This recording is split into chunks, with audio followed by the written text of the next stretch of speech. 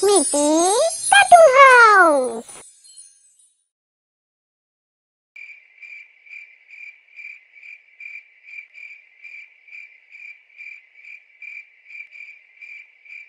আজ আমাদের 4th চ্যাপ্টারটা শেষ হচ্ছে। এবার 5th চ্যাপ্টারটা শুরু করি। দিদি, আজকে 5th চ্যাপ্টারটা শুরু করো না, আমি পরের দিন আসতে পারবো না। আচ্ছা ঠিক আছে, তোদের পরীক্ষার আর কটা চ্যাপ্টার বাকি আছে বলতো? সিলেবাসে আর 5th চ্যাপ্টারটাই বাকি আছে দিদি, ওটা কিছুদিন পর করলেও চলবে, এখন তো পরীক্ষা অনেক দেরি আছে। না না না, এভাবে ফেলে রাখলে চলবে? পরীক্ষার সিলেবাস শেষ হলে তারপর তো রিভিশন করতে হবে। আসলে দিদি, আজ একটু তাড়াতাড়ি ছেড়ে দিলে ভালো হয়। কেন রে, তাড়াতাড়ি ছেড়ে দেবো কেন?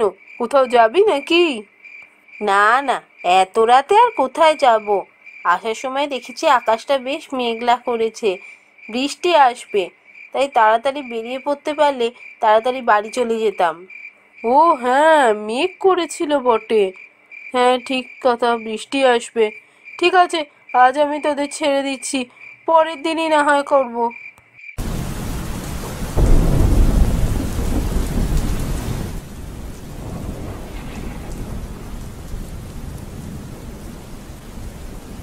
এ বাবা, সেই বৃষ্টি এসে গেল, বেশ ভালো বৃষ্টি হচ্ছে মনে হচ্ছে।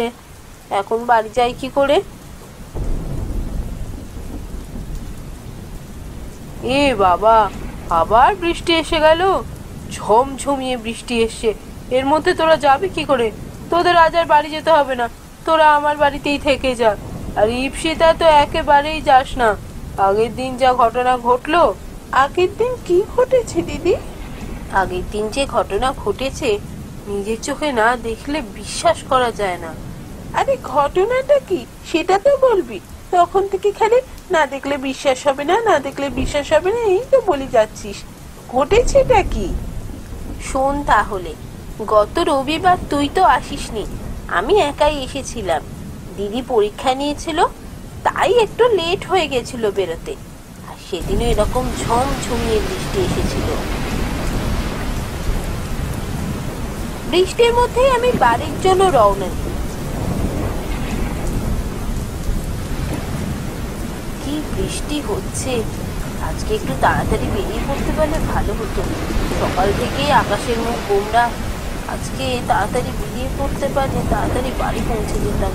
আর আজই ঠিক লেট হলো, এখন কি করে যে বাড়ি পৌঁছই?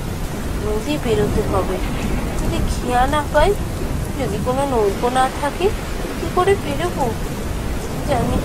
আমার বড্ড ভয় করছে, তাড়াতাড়ি যাই।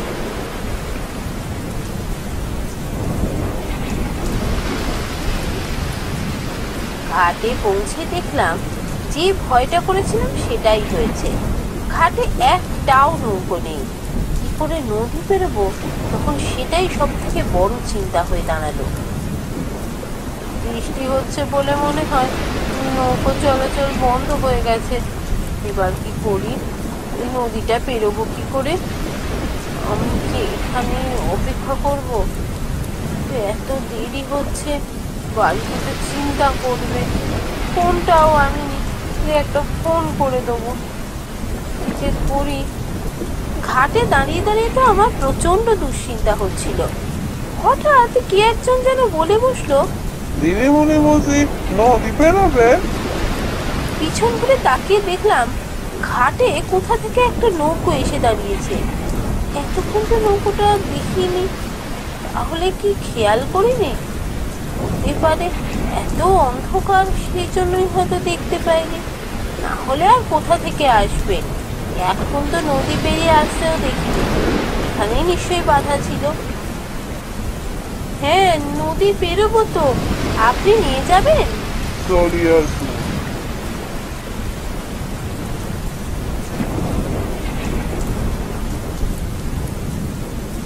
আমি গিয়ে নৌকোয় উঠে বসলাম, তবে মনে মনে একটু ভয় করছিল। এমন ঝড় বৃষ্টির রাত, এর মধ্যে এমন একটা নদী বেরোবে, আর নদীর জলও বেশ ফুলে উঠেছিল।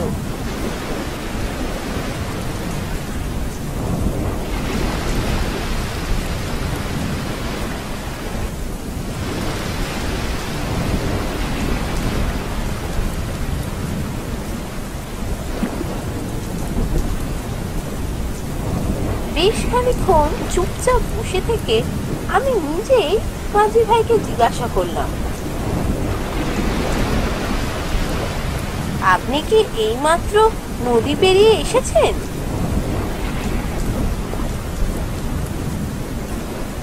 লোকটা আমার কথার কোনো উত্তর দিল না। আমি আবার জিজ্ঞাসা করলাম, আসলে আমি কিছুক্ষণ আগেই এসেছি ঘাটে। তখন ঘাটে কোনো নৌকো বাঁধা আছে দেখেছি বলে তো মনে করতে পারছি না। তাই ভাবলাম আপনি বোধহয় এই মাত্রই নদী পেরিয়ে এলেন, সেই জন্যই জিজ্ঞাসা করছি। নদী পেরিয়েতে কোনো ভয় নেই তো? নদীর জল যেভাবে ফুলেছে।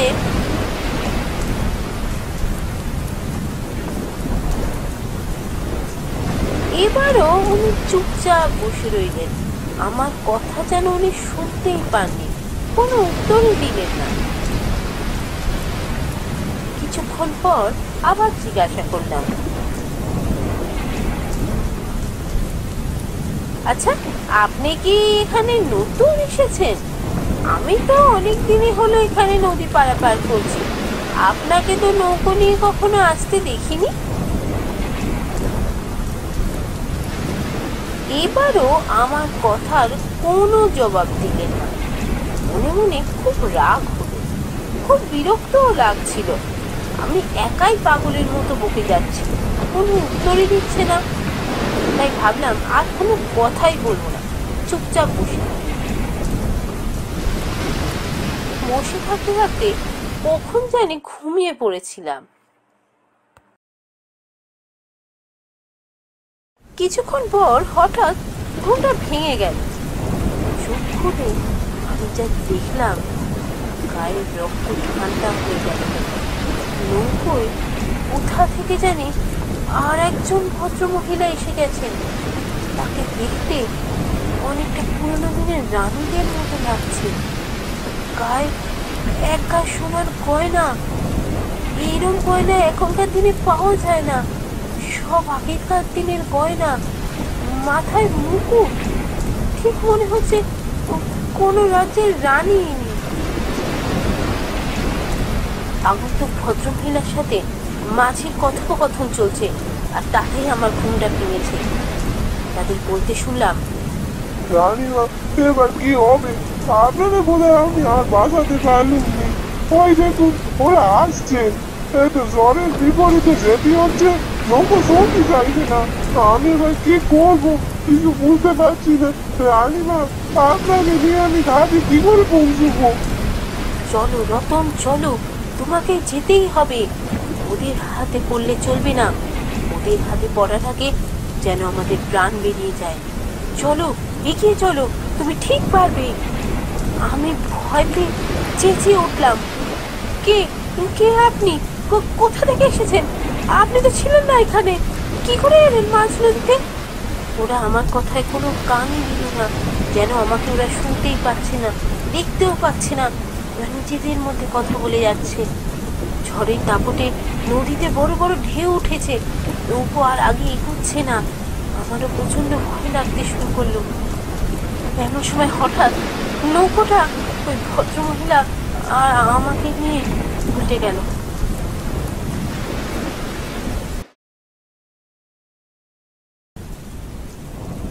এসব কি বলছিস? মাঝ নদীতে পড়ে গেলি? তাহলে তারপর ওখান থেকে বেঁচে বেরোলি কি করে? অর্পিতা, তুই বোধহয় ভুলে যাচ্ছিস, ইপসিতা সাঁতারে স্টেট লেভেল চ্যাম্পিয়ন। হ্যাঁ, তারপর ওই মাঝ নদী থেকে আমি সাঁতার কেটেই গেছি পারে। পারে উঠেই আমি বাড়িতে দৌড় মেরেছি আর নাক কান মুলেছি। ঝড় বৃষ্টির রাতে একা একা আমি কোনো দিনও আর নদী পেরোবো না। হ্যাঁ, সেই জন্যই বলছি, আজ আর তোদের বাড়ি যেতে হবে না। চ, বই বার কর, আবার পড়া শুরু করি।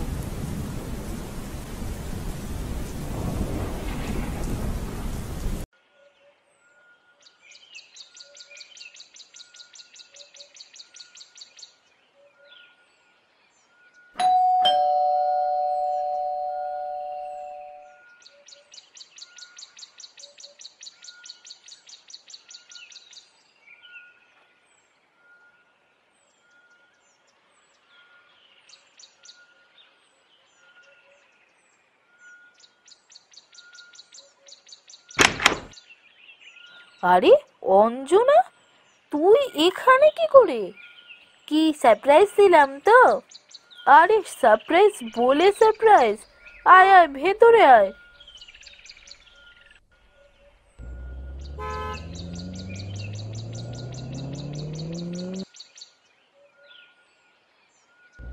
এ বাড়িতে তুই প্রথম এলি তাই না অঞ্জনা?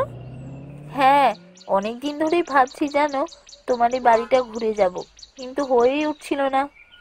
যাই হোক, এসে গেছিস যখন কিছুদিন থাকবি তো? কিছুদিন কি বলছো গো, আমি তো কয়েক বছর থাকতে এসেছি। কয়েক বছর? কিরে, আমার সাথে হেঁয়ালি করছিস না তো? না না, হেঁয়ালি করব কেন? আমি রাজা রামমোহন গার্লস কলেজে ভর্তি হয়েছি, তাই তোমার কাছে এসেছি। এই কয়েকটা বছর তোমার কাছে থেকেই পড়াশোনা করব। এখান থেকে কলেজটা খুব কাছে তো। বাহ, এ তো দারুণ খবর। এতদিন একা একা থাকতাম, কি বোরই না হতাম। এখন থেকে দুজন একসাথে থাকবো। খুব ভালো করেছিস। চ, এবার তোকে তোর ঘরটা দেখিয়ে দিই। ভাত মুখ ধুয়ে ফ্রেশ হয়ে নে, তারপর খেতে বসবো।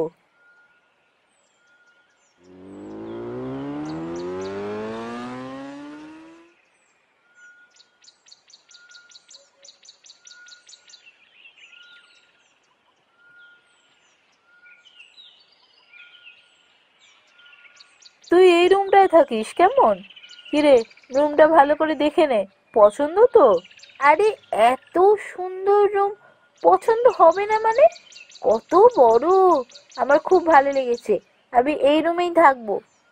হ্যাঁ রে, তাছাড়াও জানিস তো এই রুমে খুব বেশি আওয়াজ আসে না, মন দিয়ে পড়াশোনা করতে পারবি।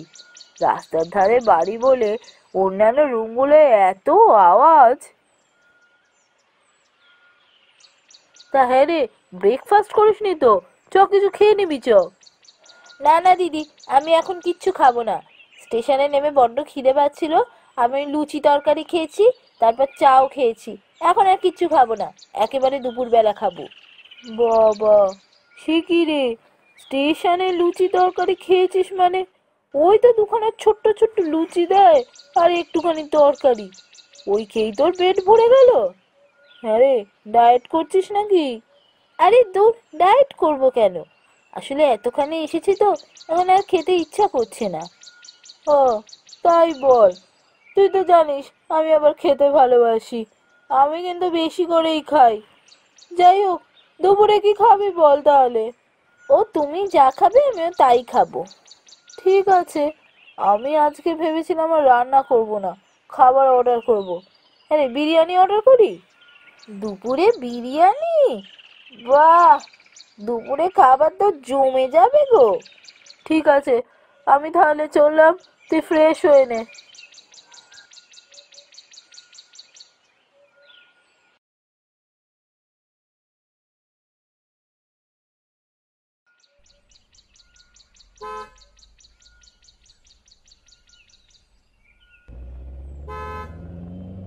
বাহ দিদি, বিরিয়ানির টেস্টটা কিন্তু দারুণ বলো।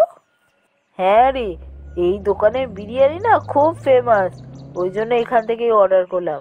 আরে ওই মোড় মাথায় যে হোটেলটা আছে না, আসার সময় নিশ্চয়ই দেখতে পেয়েছিস। ও, তার মানে হোটেলটা তোমার বাড়ির কাছেই। তোমার বাড়িটা কি সুন্দর জায়গায় বলো, সব কিছু হাতের কাছে। হ্যাঁ, তা বলতে পারিস। কোনো কিছু দরকার হলে বেশি দূর যাওয়ার দরকার পড়ে না, বাড়ির বাইরে দুপা বেরোলেই পেয়ে যাই। আরে এই কারণেই তো আমার এই বাড়িটা এত ভালো লেগেছিল। শিফট হওয়ার পর আমার এত ভালো লাগতো, কিন্তু তারপর। তারপর কি গো, এরকম থেমে গেলে কেন? আরে ও কিছু নয়, তোকে পরে বলবো, এখন এখন খেয়ে নে তো।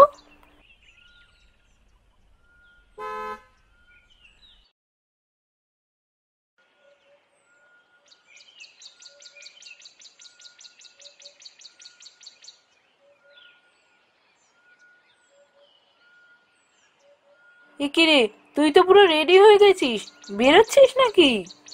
হ্যাঁ গো দিদি, আজকে একটু তাড়াতাড়ি বেরিয়ে যাই, আজকে প্রথম দিন তো। ও, আমি ভেবেছিলাম তোকে অফিস যাওয়ার সময় ড্রপ করে দেবো। ঠিক আছে, তাহলে তুই আজকে একাই যা, ব্রেকফাস্ট করে যাবি কিন্তু, দাঁড়া আমি ব্রেকফাস্ট তৈরি করছি।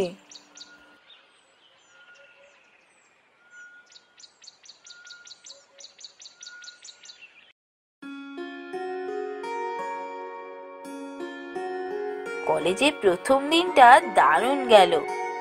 দিদি তো এখনো আসছে না বাড়িতে, কখন যে বাড়িতে আসবে, ওর আসতে মনে হয় বেশ দেরি হবে। ও আসলে ওর সাথে শেয়ার করব আজকের এক্সপিরিয়েন্স। তুমি এখানে কতদিন থাকবে?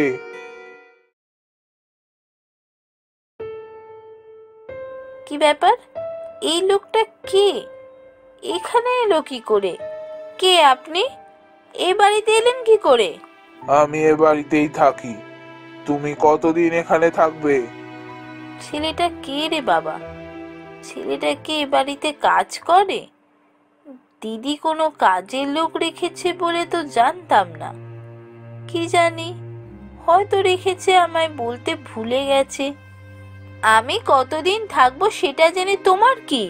আমি যতদিন ইচ্ছে থাকি, এটা আমার দিদির বাড়ি। না, তুমি কতদিন থাকবে এখানে? ছেলেটা কে রে বাবা? কাজের লোক বলেও তো মনে হচ্ছে না। পোশাক আশাক দেখে তো কোনো সম্ভ্রান্ত পরিবারের ছেলে বলেই মনে হচ্ছে। পাগল টাগল নাকি? একই কথা আমাকে বারবার জিজ্ঞাসা করছে। দূর, আমি বরং পালাই এখান থেকে। এর সাথে কথা বলার কোনো দরকার নেই। দিদি আসলে দিদির সাথেই কথা বলবো।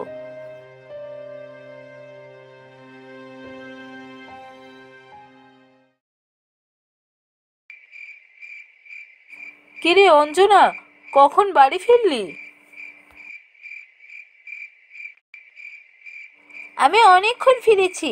আজ প্রথম দিন ছিল তো, সব ক্লাস হয়নি। ও আচ্ছা, তাই বল। কেমন কাটলো রে প্রথম দিন? আজকে তো দারুণ কেটেছে। আজ এত এক্সাইটেড ছিলাম। স্কুল থেকে বেরিয়ে কলেজে এসেছি, নিজেকে কত বড় বড় মনে হচ্ছে। আর স্কুল ইউনিফর্ম পরে যেতে হচ্ছে না, নিজের ইচ্ছা মতো জামা কাপড় পরে আমি যেতে পারছি। দারুণ লাগছিল। হ্যাঁ, এটা একদম সত্যি কথা।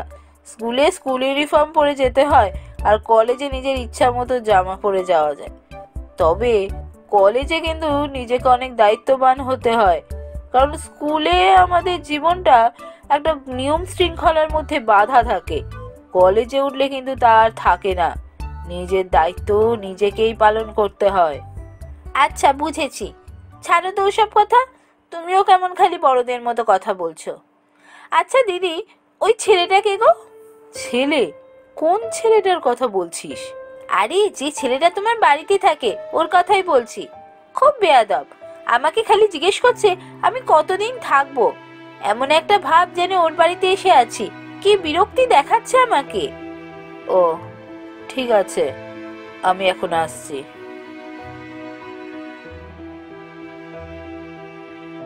কি ব্যাপার হলো? আমার এই কথাটা শুনে দিদি এমন গম্ভীর হয়ে গেল কেন?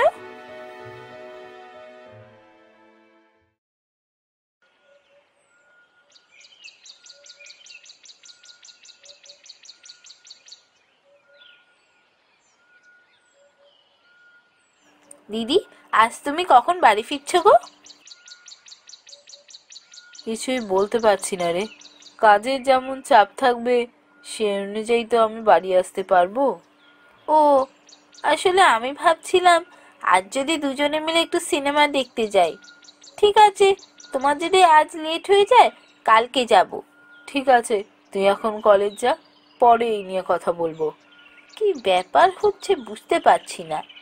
দিদি কেমন একটা গম্ভীর হয়ে আছে কেন? এরম ভাবে তো থাকে না কোনোদিনও। কি জানি, অফিসে হয়তো কোনো প্রবলেম হয়েছে।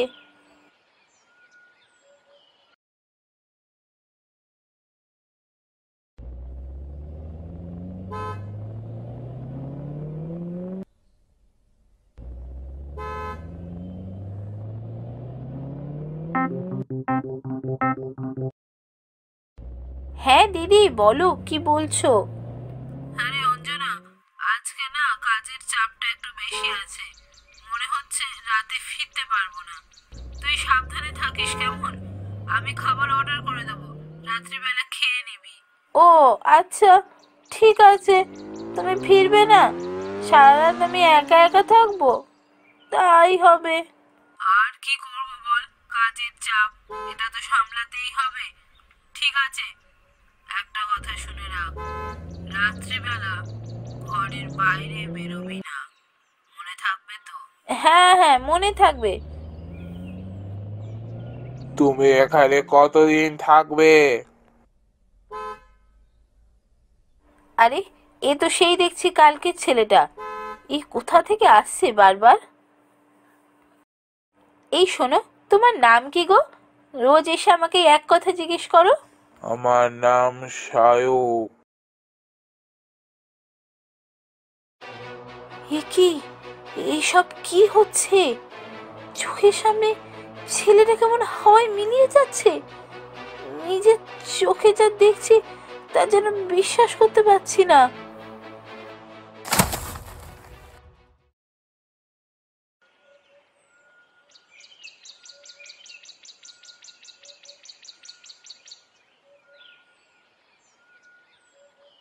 কিরে, এখন কেমন লাগছে?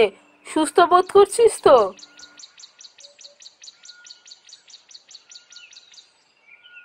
হ্যাঁ, এখন ঠিক লাগছে। কিন্তু ওই ছেলেটা ছেলেটা কিরকম ভাবে মিলিয়ে গেল? জানি, আমি সব জানি। তবে চিন্তা করিস না, আর ওই ছেলেটা তোকে ডিস্টার্ব করবে না। কি ব্যাপার, কিচ্ছু বুঝতে পারছি না। ওই ছেলেটা কে, বলো না দিদি। হ্যাঁ, আজ তোকে সব ঘটনাই বলবো। তুই যখন এই বাড়িতেই আছিস, তোরও এগুলো জানার অধিকার আছে। শোন তবে, এই বাড়িটা রূপক অধিকারী নামে এক ব্যবসায়ীর। তার একমাত্র ছেলে ছিল সায়ক অধিকারী।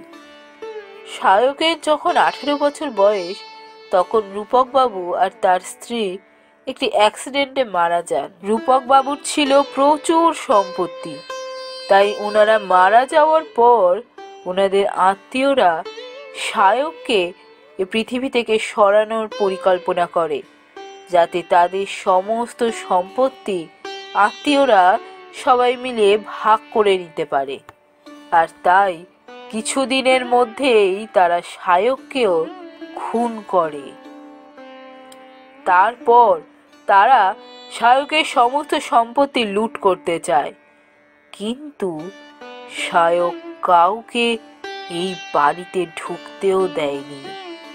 মারা যাওয়ার পর সায়কের আত্মা এই বাড়িতেই থেকে যায়।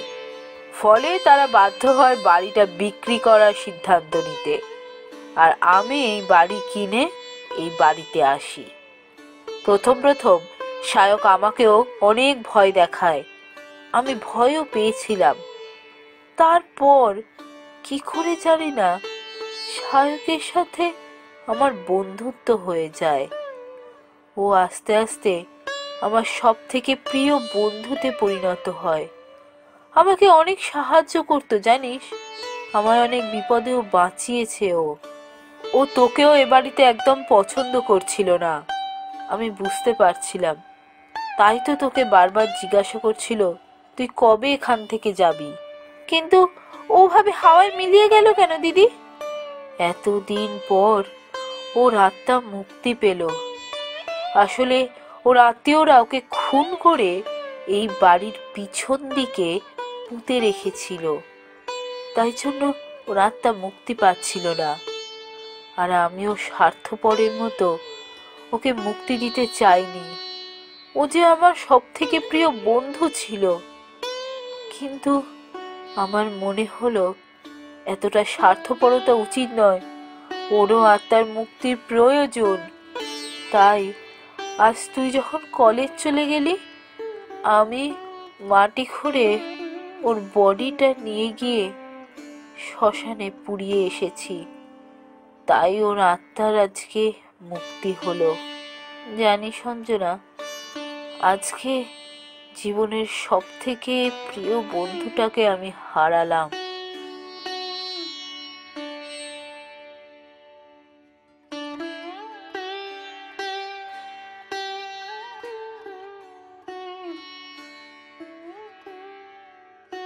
স্পষ্ট বুঝতে পারছি দিদি একেবারে ভেঙে পড়েছে, খুব মন খারাপ ওর। আসলে সায়ক যে ছিল ওর সব থেকে প্রিয় বন্ধু। আজকে দিদিকে দেখে বুঝতে পারলাম বন্ধুত্বের জন্য স্যাক্রিফাইস করা কাকে বলে, বন্ধুত্বের প্রতিদান কাকে বলে। সায়কের আত্মাকে মুক্তি দিয়ে দিদি বন্ধুত্বের প্রতিদান দিয়েছে।